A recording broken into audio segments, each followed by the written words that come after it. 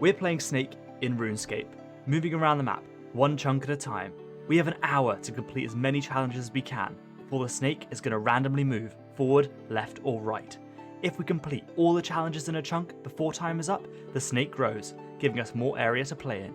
Join me as we work towards the first goal of the account, unlocking the Champions Guild. This is SnakeScape. Welcome back to the beautiful, sunny, amazing Draynor Village, with the head of the snake here and the tail of the snake in the Karamja volcano.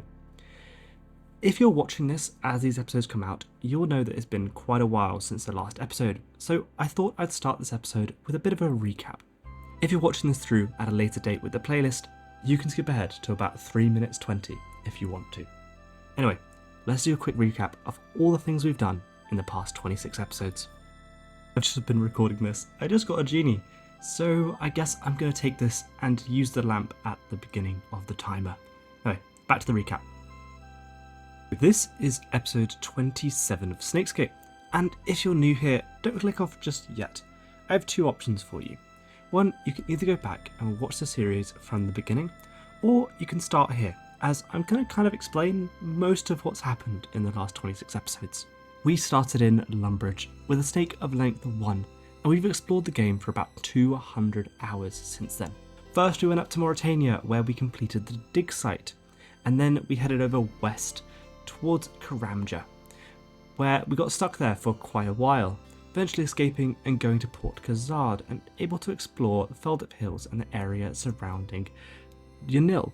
While we were over there, we completed 2 more chunks. We completed the fight arena and we completed the East Feldip Hunter area, making our snake 4 chunks long.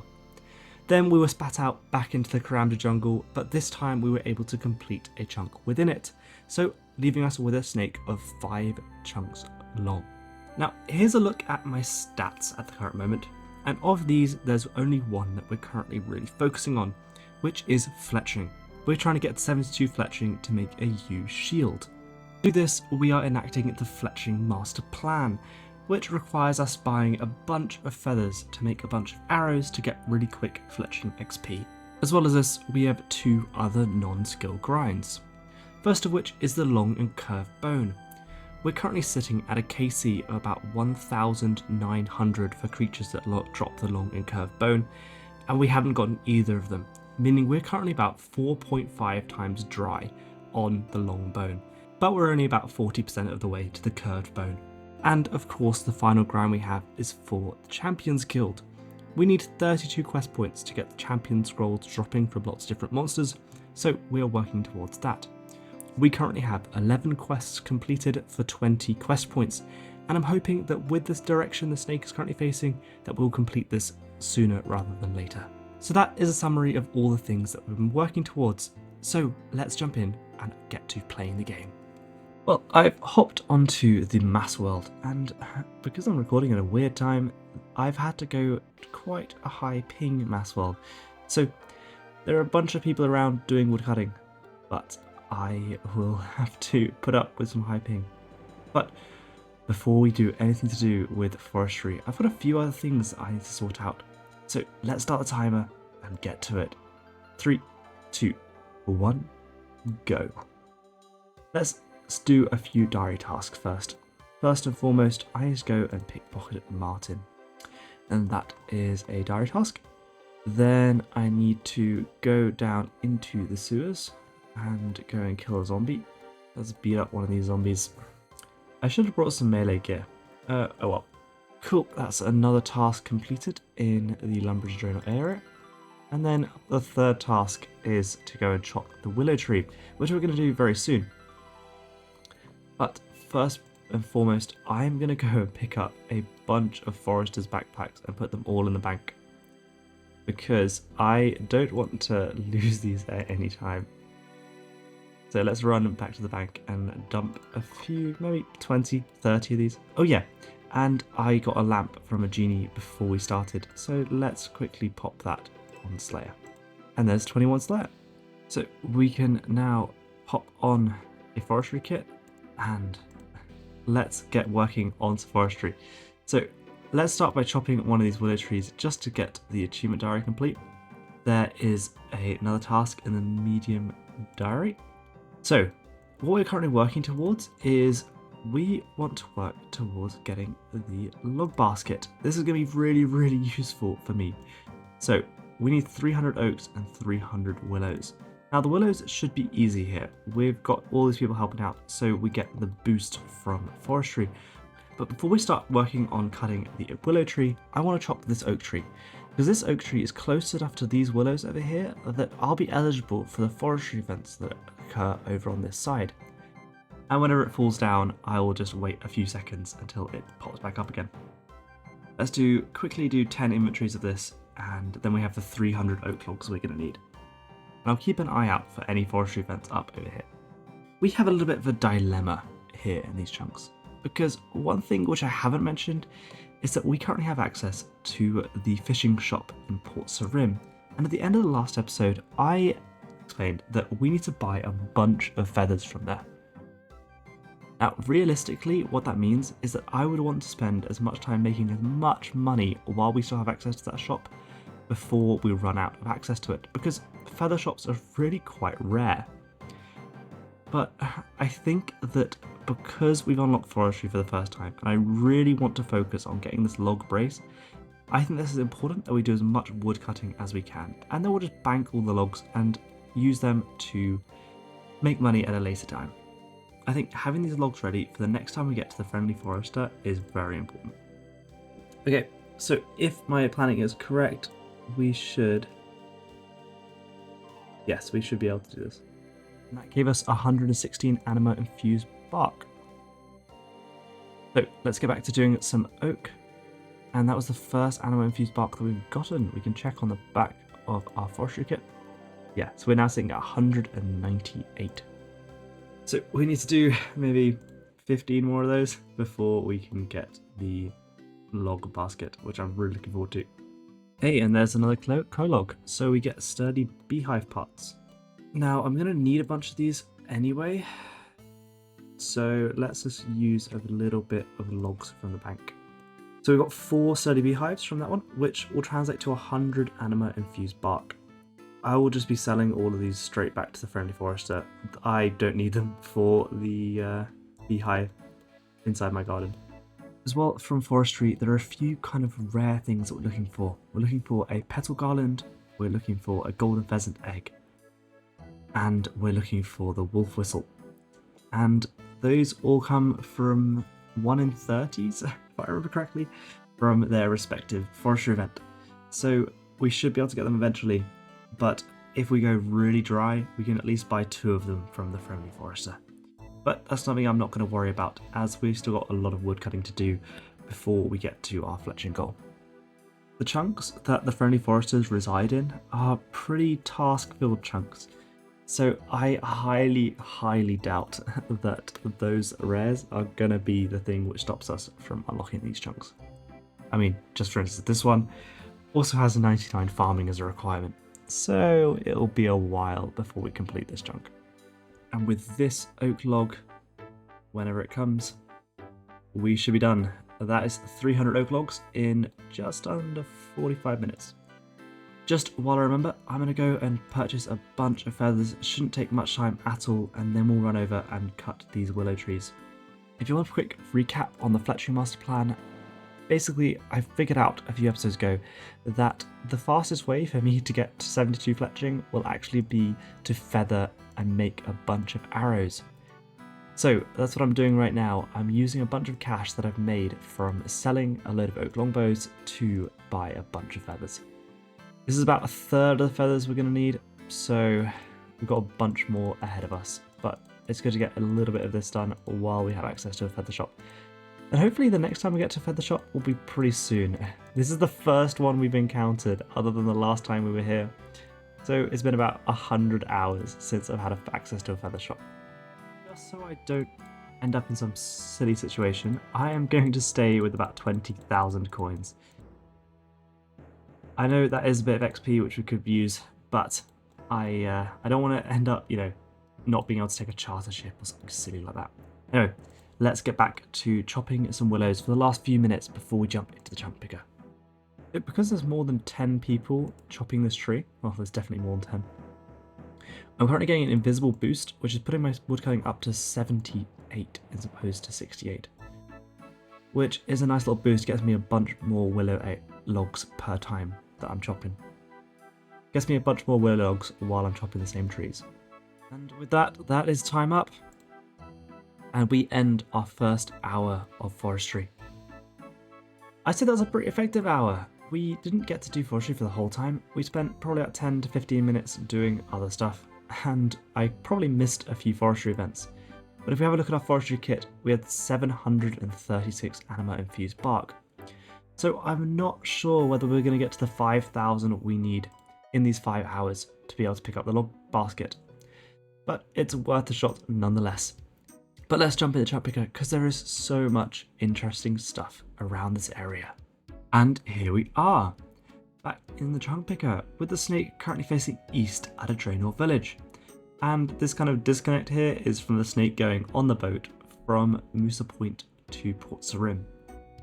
Now, from here we can go in 3 very interesting directions. We can go up into North Draynor Village, which will take us back towards Falador, which would be incredible from Unload Mine.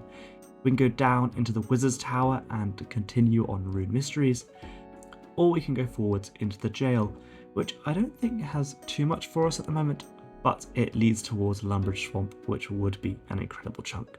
We can actually tick off quite a few different things. We can tick off the 42 agility that we have for the Draynor Narrow Tunnel, which is the thing we can get from Port Sarim to Draynor Village with. We can also tick off 3 diary tasks of the easy diary task and the 2 mediums that we completed at the beginning. 1 to kill a zombie, 1 to pickpocket the Master Gardener, and 1 to chop a willow log. I did forget to start a poor sign of interest, so we're going to start that at the beginning of the next hour. Other than that, we also picked up the forestry kit for the best in slot skilling, and we got the collection log of the sturdy beehive parts. And nothing else. There's so much to do, mainly because we still have access to the volcano. But let's see where the snake is going to go from here.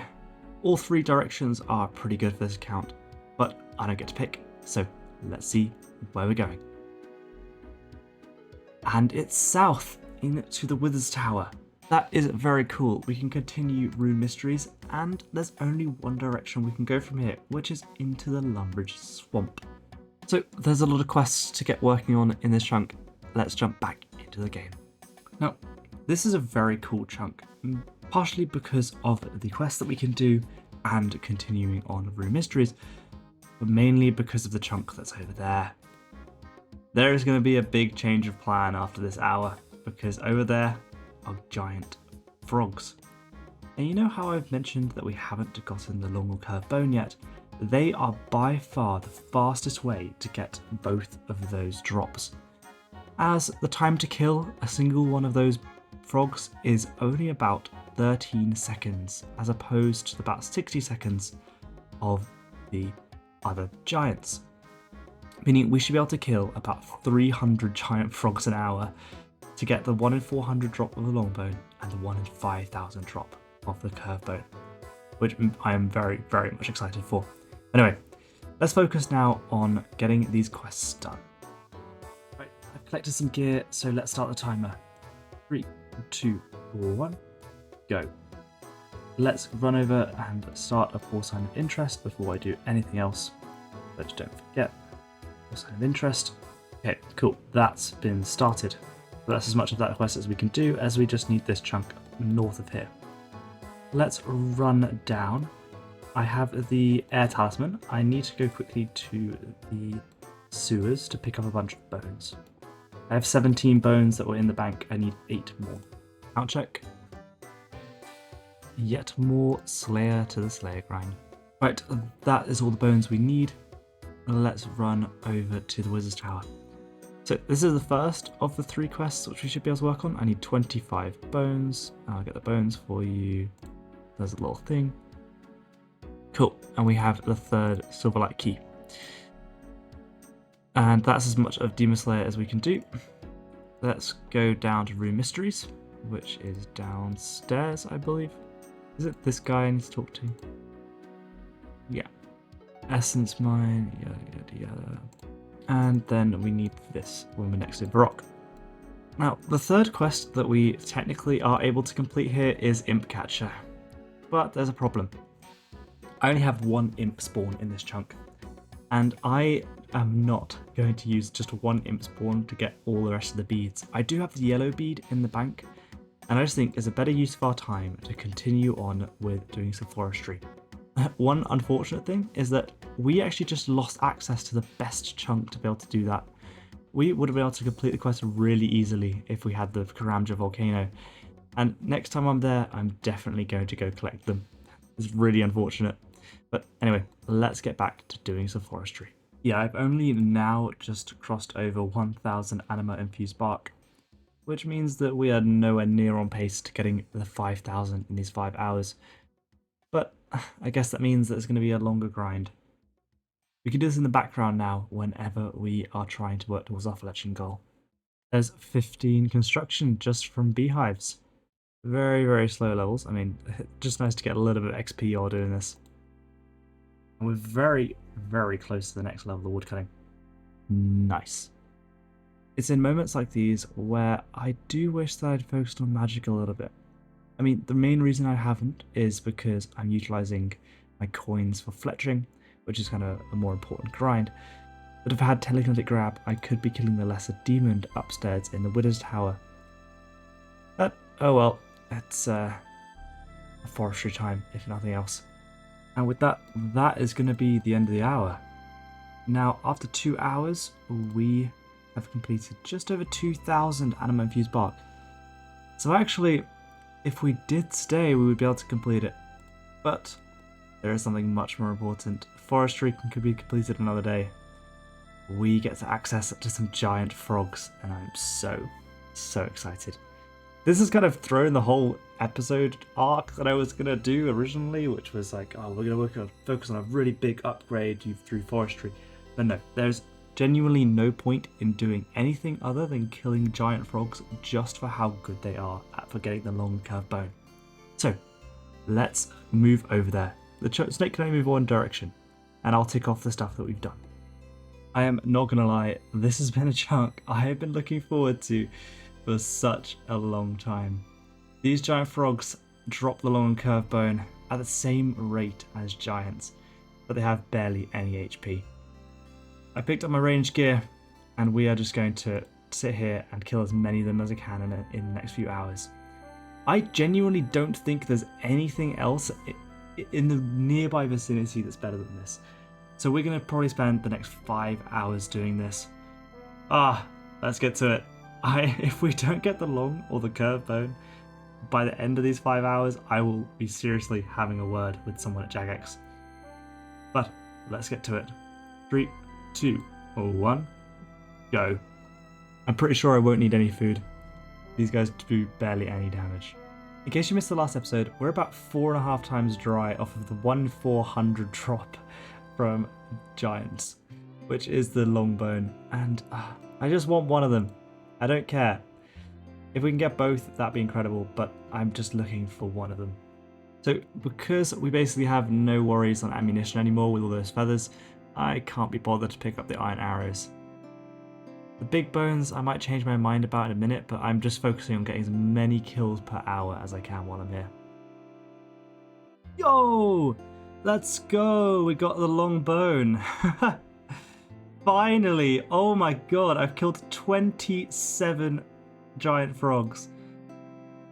That was about 4.6 times dry. Wow. Sod's Law, it's the first hour. Like literally, I've been 7 minutes. It's been 7 minutes into...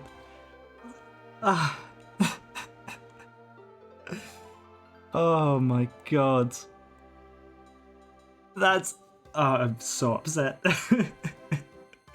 So, okay. I spent 16 hours killing, like, the hardest, like, significantly harder monsters to get just a long bone. I went 4.5 times dry. Christ, I really hope that doesn't set the tone for the curve bone.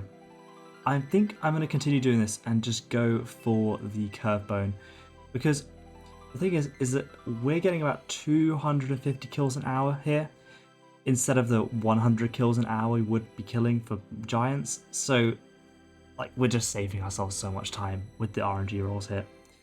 And I'm having fun just sitting here, chilling, clicking giant frogs. So just in case anyone wanted a final kill count on the things that dropped the long and curved bone, I did 251 hill giants on my other computer. Then I did 796 hill giants on this one, 46 ogress warriors, 420 ogres, 406 moss giants, and then 27 giant frogs. I didn't take a photo at the time of 27, so there's a screenshot with 44, but you get the point. That is absolutely crazy. But I'm so glad that we finally got one of the bones. But I was kind of hoping that we would get the curve bone before we got the long bone, as now any long bone from here is just wasted RNG. Oh, the game is playing with me now. I've killed 90 frogs. I'm so upset. I'm so upset. It took me 1,900 kills to get the first one, and then 60 to get my second one. Oh my god. There's 61 ranged. The XP is actually pretty damn good. It's about 25k XP an hour ranged. I guess these guys have no range defense and low HP. Okay, just while I remember, I do need to go climb down this dark hole. I'm gonna go grab a candle because I'm not spending 1,000 GP. I need a rope. Oh, now we can climb down. I'll be fine without tinderbox. Literally just need to kill like a tiny cave bug. Cool. And with that is an easy task in the Lumbridge Diary. Let's try and not get... Okay, well... we can head back up now and get back to killing some frogs after taking so much damage. Someone's taken my spot. Well, there's 1 hour, and we got 226 giant frog kills in that hour, which is incredible, just the sheer quantity of rolls we can get on the curve bone. I'm still a little bit salty that we got 2 long bones in this hour. Oh man, that's just the way RNG goes sometimes. Anyway, let's jump into Champ Picker. We have 2 directions we can go, so let's have a look where we're going to go next. So from here, with the snake facing east at a Lumbridge swamp, we can go in 2 directions, either up towards the ham hideout or forwards to the east side of Lumbridge swamp. Now, the ham hideout doesn't really have very much for us. We could start the Lost City quest, which would eventually unlock Entrana, but there's nothing really much more. There's also some yew trees here, which may be useful in regards to our forestry grind.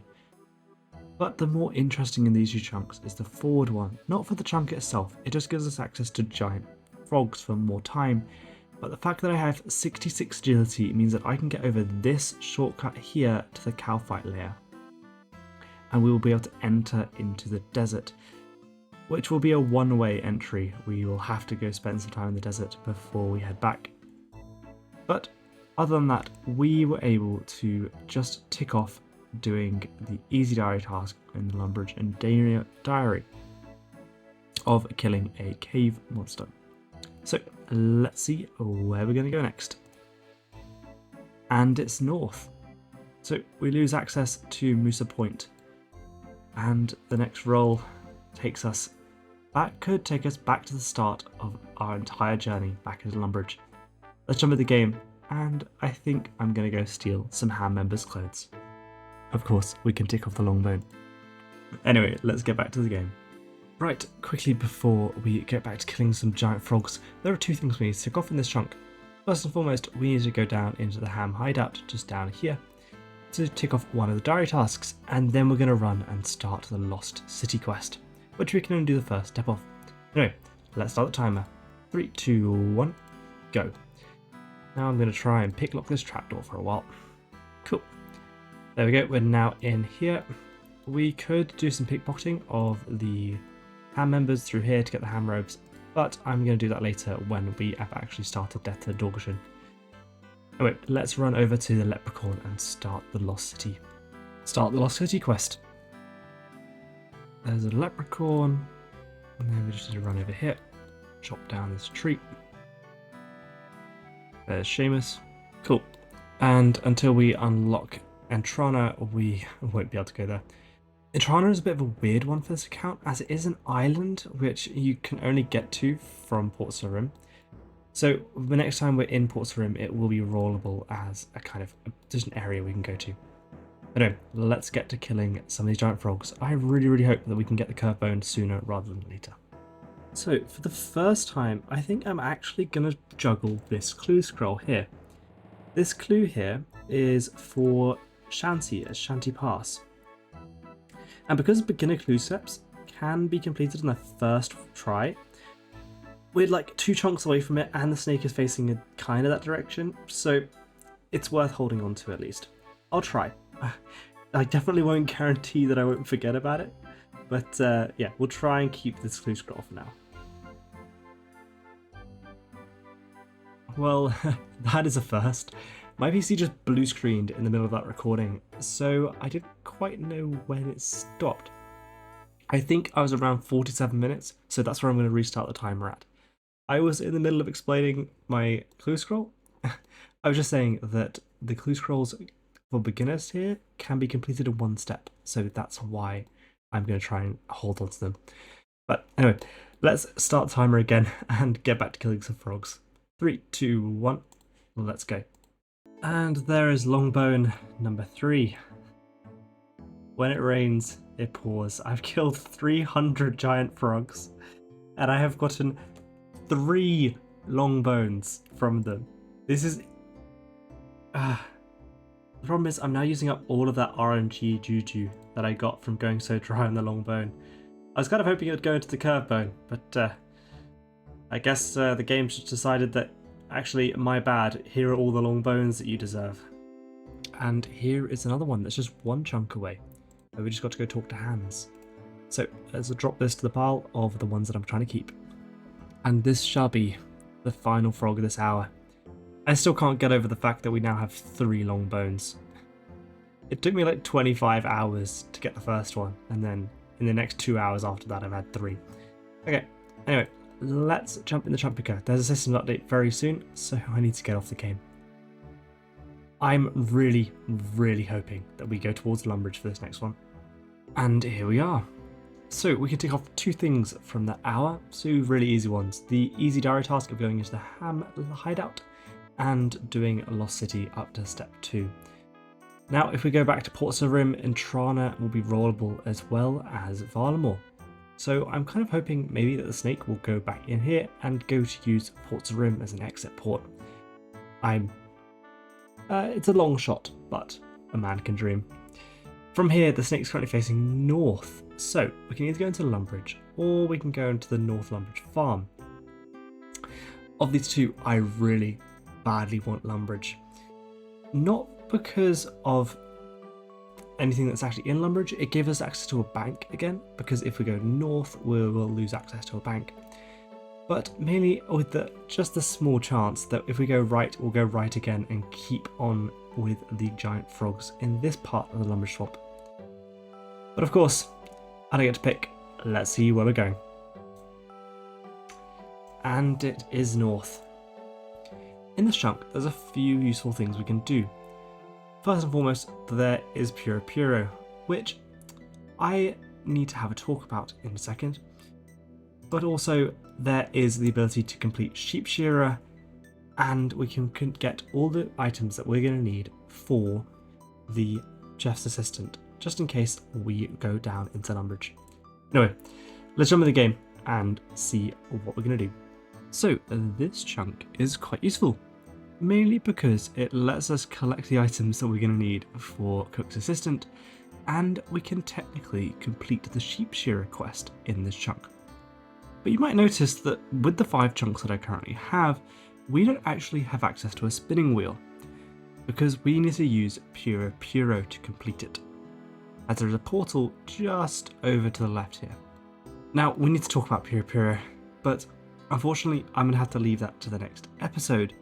I'm really sorry this is going to be a really short one, but I have been really quite ill since getting back from holiday, so this is all I've been able to muster up in the last few days. The next episode should be coming out a lot sooner than the gap between these last two, so thank you very much for your patience. I really hope you have been enjoying SnakeScape, and if you have, a like would be greatly appreciated on this video, and if you're not subscribed, well, I really hope that I've persuaded you to subscribe to the channel. I will see you next time when we've got to deal with some of the intricacies of what Implings calls for this game mode.